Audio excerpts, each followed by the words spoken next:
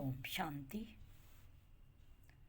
मीठे प्यारे बाबा की मुरली सुनेंगे, अपने को आत्म रियलाइज करेंगे। मैं आत्मा सिंहासन, प्रकृति के सिंहासन पर बैठी इस रथ पर, इन कर्मेंद्रियों पर राज करने वाली आत्मा हूँ, कर्मेंद्रियों को चलाने वाली हूँ।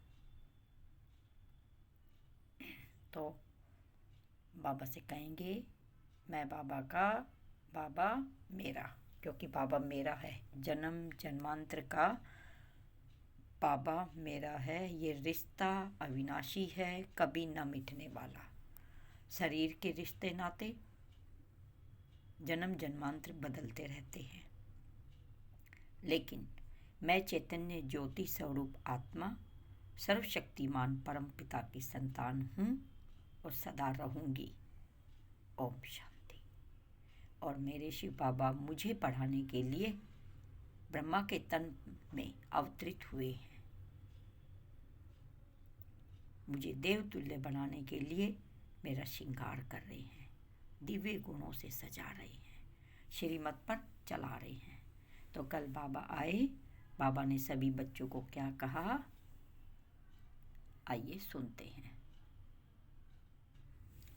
आज बाबा ने कहा 3 मार्च 2023 प्रातः मुरली ओम शांति। बाप दादा मधुबन। बाबा ने कहा, मीठे बच्चे, अब स्वच्छ पौधों पर 5 विकारों की मैल चढ़ी है। 5 विकार कौन से? काम, क्रोध, मोह, लोभ, अहंकार। भ्रष्टाचार बढ़ता है, अब तुम्हें श्रेष्ठाचारी बनना और बनाना है। प्रश्न है, श्रेष्ठ बनने के लिए शिव बाबा की श्रेष्ठ मत कौन सी मिलती है हमें? उत्तर, श्रेष्ठ बनने के लिए बाबा की श्रीमत मिलती है, बच्चे कम से कम 8 घंटे मेरी सर्विस पर रहो। 8 घंटा भल उस गवर्नमेंट की सर्विस करो, लेकिन 8 घंटा मुझे याद करो व सौदर्शन चक्र फिराओ, साथ साथ शंख ध्वनि करो। सबको कहो कि गृहस्थ व्यवहार में रहते कमल फूल समान रहकर वर्षा से, बाप से वर्षा लेना है। कमल समान, कमल कीचड़ में रहते हुए कभी अपने ऊपर कीचड़ नहीं लगने देता और पवित्र रहता है। ऐसे ही गृहस्थ व्यवहार में बाल बच्चों को संभालते पवित्र रहना है और निर्विकारी बनना है। विकारों पर जीत पानी है और बाबा से वर्षा लेना है। गीत है, किसने यह सब खेल रचाया? ओम शांति।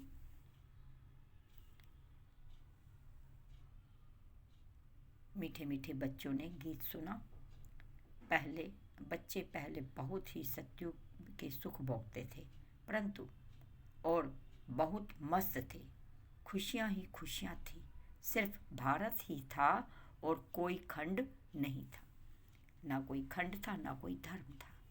आदि सनातन देवी देवता धर्म था। भारतवासी यथा राजा रानी तथा प्रजा सब बहुत मजे में थे, खुशी में थे। कभी कोई भ्रष्टाचार नहीं होता था। सतयुग में देवी देवता श्रेष्ठाचारी थे, जिन्हों की कितनी महिमा गाई जाती है। महिमा यथा राजा रानी तथा प्रजा सबकी होती है। फिर माया आकर चटकती है। यह भी ड्रामा बना बनाया है, जिसको अच्छी रीति समझना है, बाप के सिवाय कोई समझा ना सके। बाबा ही भारत और विश्व को सदा सुखी शांतिमय बनाए, सब कुछ करके फिर खुद छिप जाते हैं। फिर 5000 वर्ष तक बाबा छिप जाते हैं। अभी सत्युग के लायक हमें बनाकर बाबा का रोल फिर 5000 वर्ष तक नहीं रहता है और संगम युग पे फिर बाबा आते हैं। तो किसकी महिमा है? परमपिता परमात्मा की। भारत में जब स्वर्ग था तो देवी देवताओं का राज्य था, सतो प्रधान था, दुख का नामो निशान नहीं था। फिर आधा कल्प बाद रावण राज्य हुआ। सतयुग के देवताओं के लिए गाया जाता है संपूर्ण निर्विकारी मर्यादा पुरुषोत्तम वहाँ तो कभी भ्रष्टाचार हो नहीं सकता। वहाँ तो श्रेष्ठाचारी थे। पौधे जो स्वच्छ थे उन पर 5 विकारों की मैल चढ़ने से भ्रष्टाचार होते होते अब पूरा भ्रष्टाचार हो गया है। राजा रानी तथा प्रजा सो भ्रष्टाचारी थे, श्रेष्ठाचारी थे। पहले कैसे थे? श्रेष्ठाचारी। और अब कैसे हो गए हैं? भ्रष्टाचारी। गाया जाता है, राजा रानी तथा प्रजा जो श्रेष्ठाचारी थे अब सभी भ्रष्टाचारी बन पड़े हैं। गाते भी हैं, तुम निर्गुण हारे मुझ निर्गुण हारे में कोई गुण नहीं। अपने आप को महसूस भी करते हैं, अपनी गलतियों को मानते भी हैं कि मुझ में कोई गुण नहीं है, मैं तो पापी हूँ। आप ही रहम करो ओ गॉड फादर। रहम मांगते हैं, बाबा से रहम मांगते हैं। देवी देवताओं के आगे जाकर कहते हैं, हमको ऐसा बनाओ। ड्रामा को तो जानते नहीं, वह फिर ऐसा कब बनेंगे?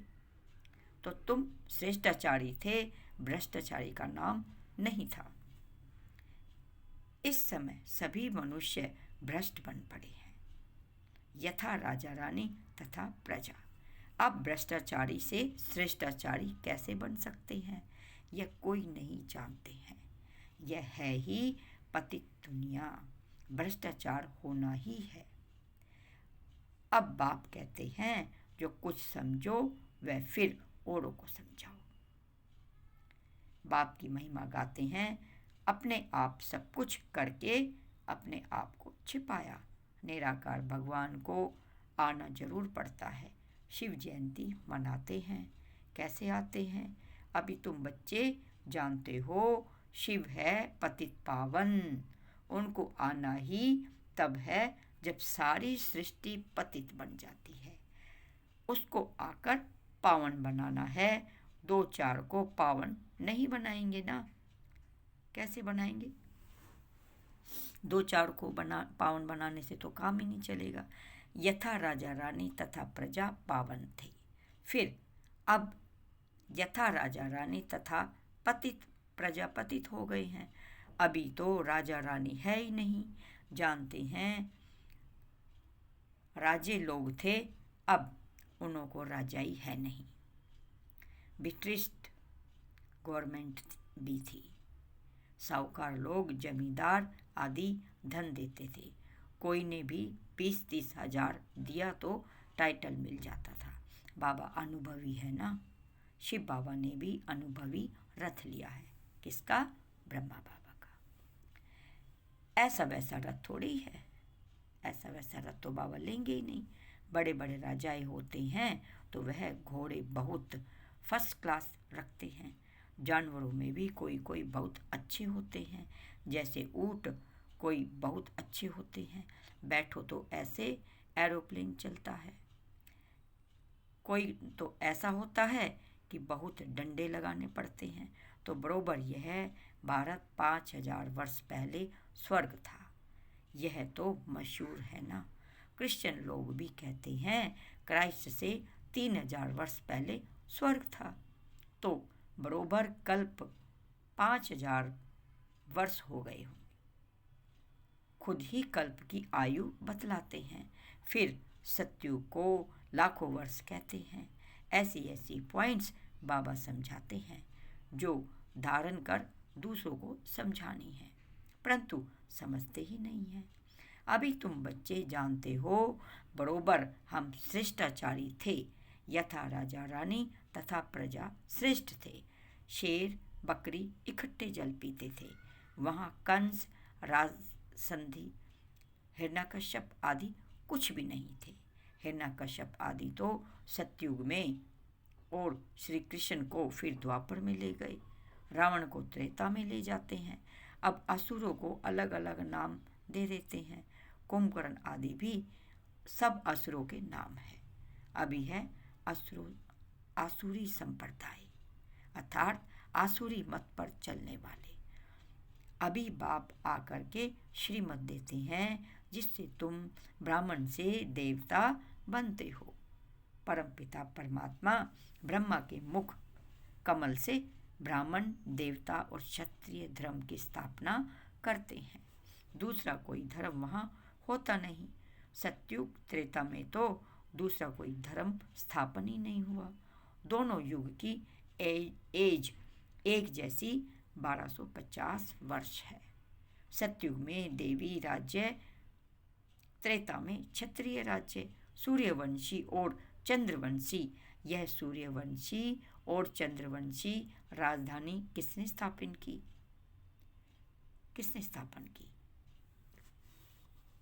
ये कोई जानते ही नहीं है।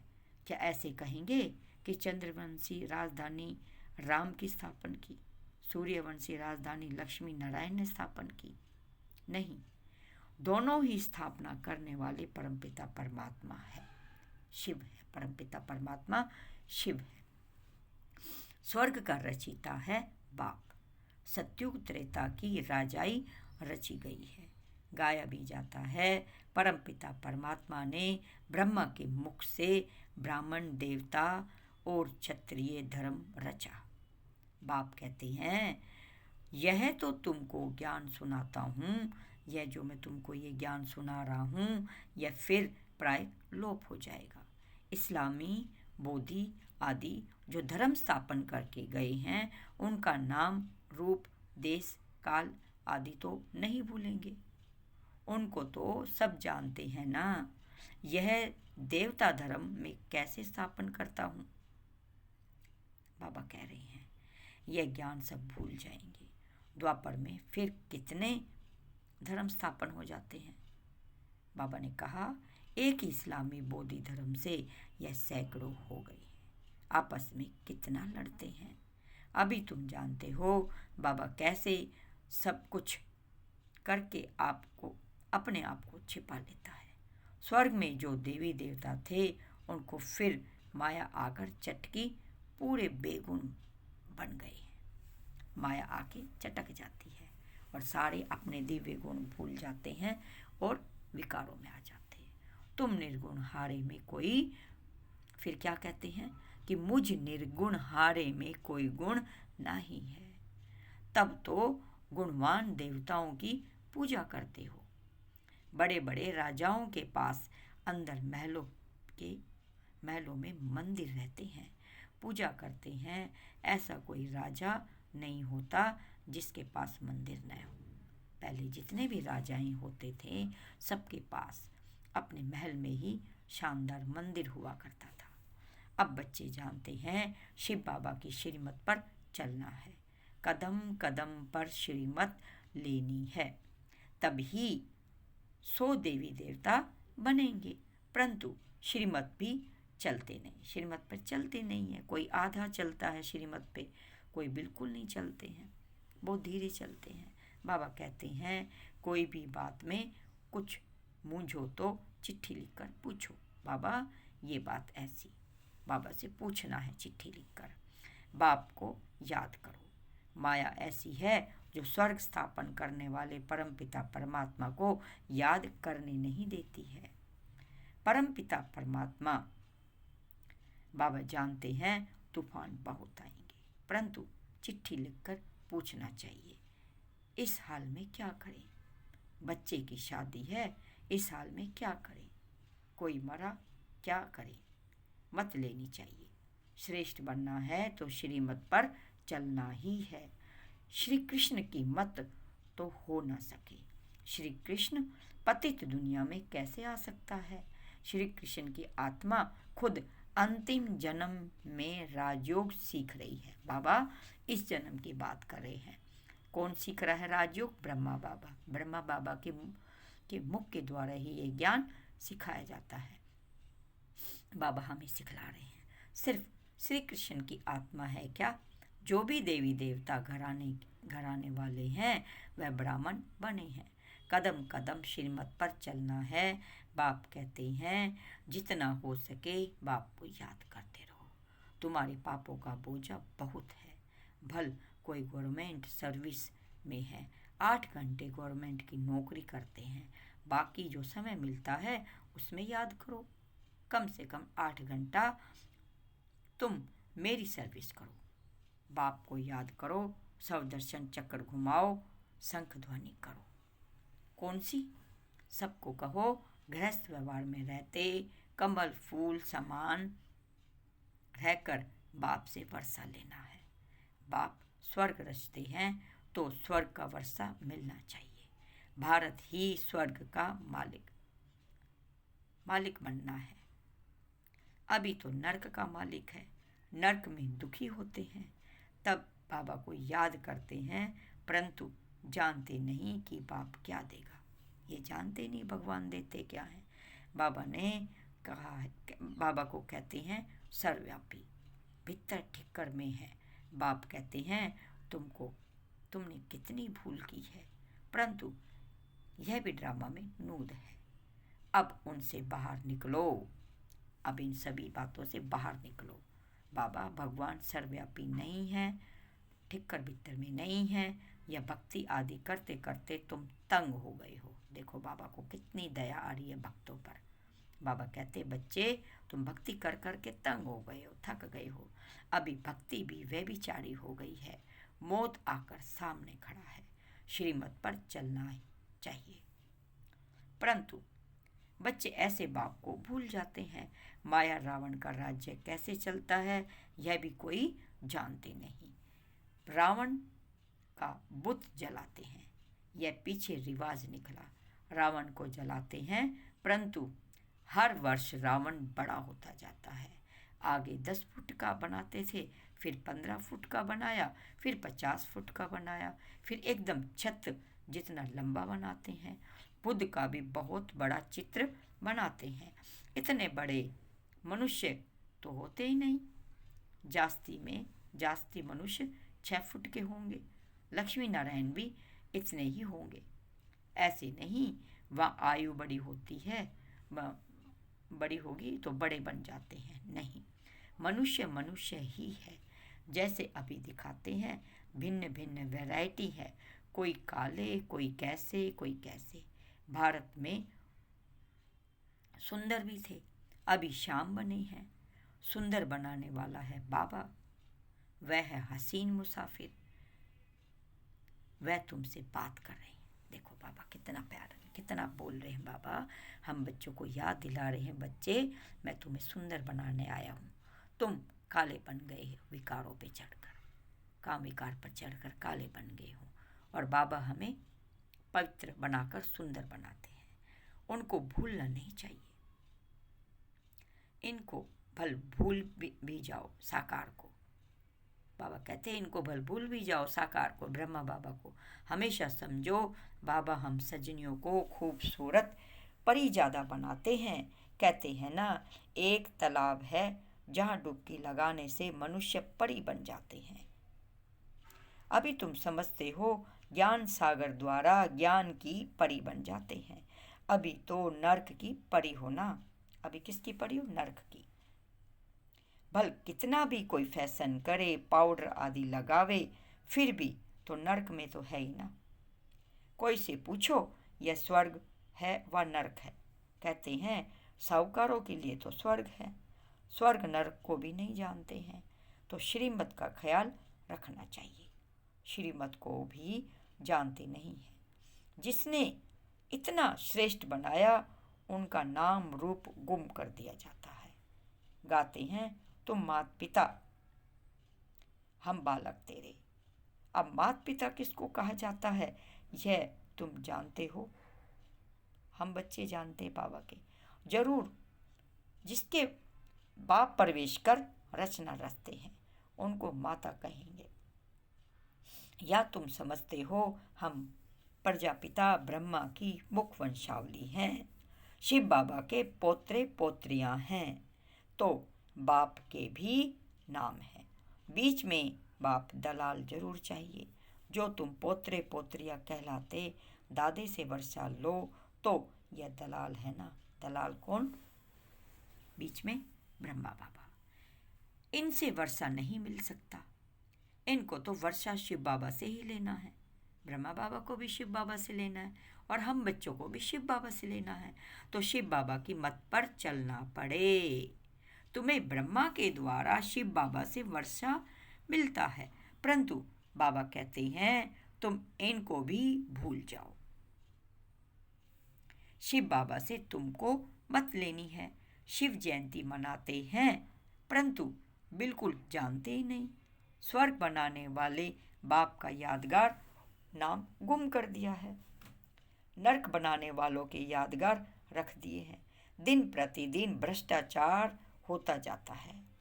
कोई को अगर क्रोध आता है तो समझना चाहिए इसमें यह भूत है। फिर वह श्रेष्ठाचारी कैसे कहला सकते हैं? तुम्हें श्रेष्ठाचारी बनने का पुरुषार्थ जरूर करना है।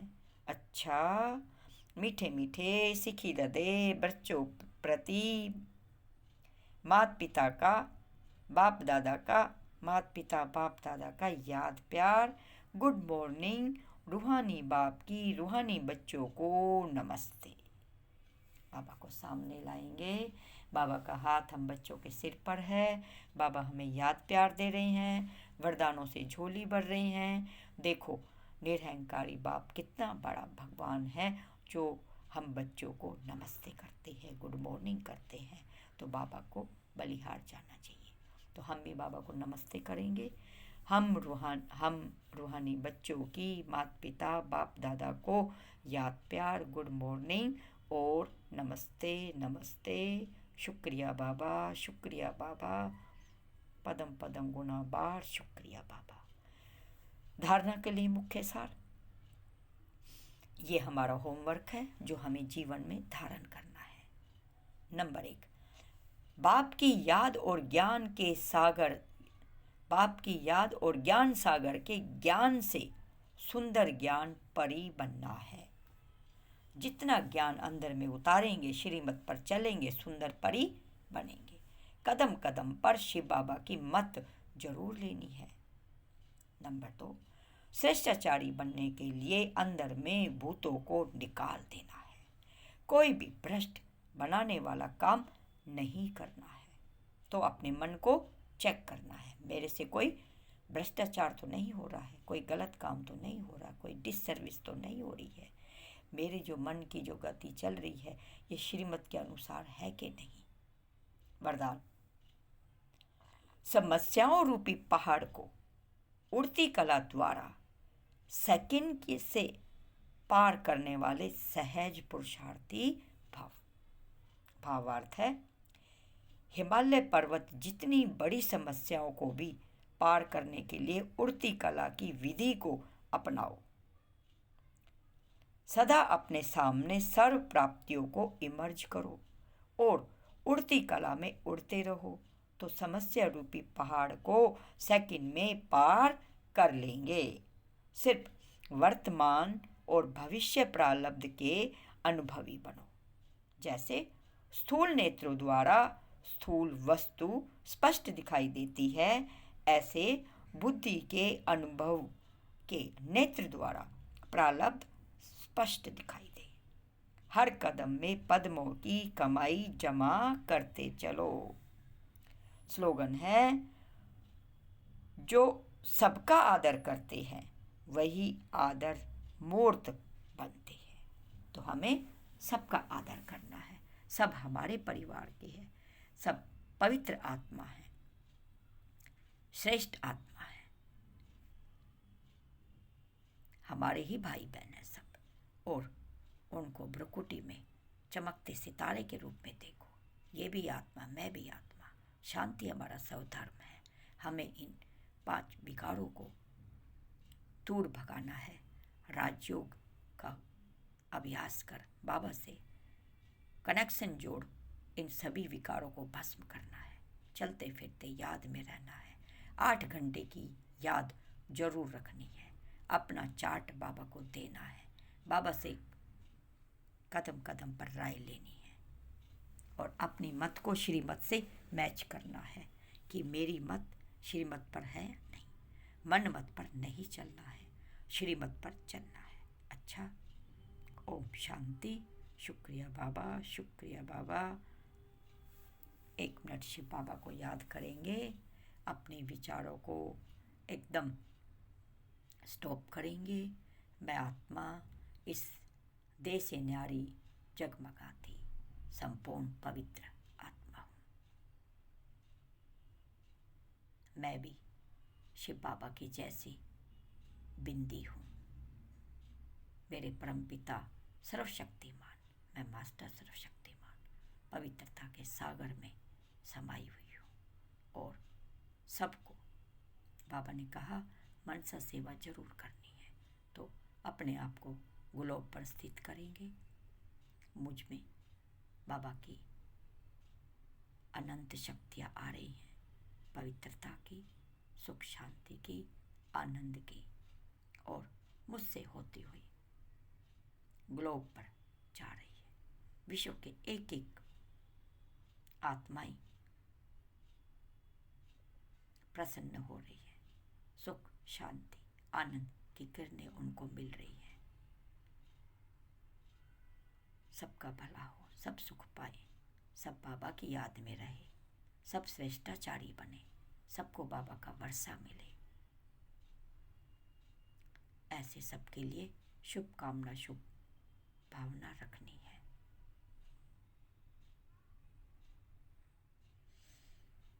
सब दुखी परेशान आत्माओं को, जो रोगी हैं, जो फौजी हैं, सबको उमंग उत्साह देनी है। सबको बाबा के प्यार का साकाश, पवित्रता का साकाश सबको देना है।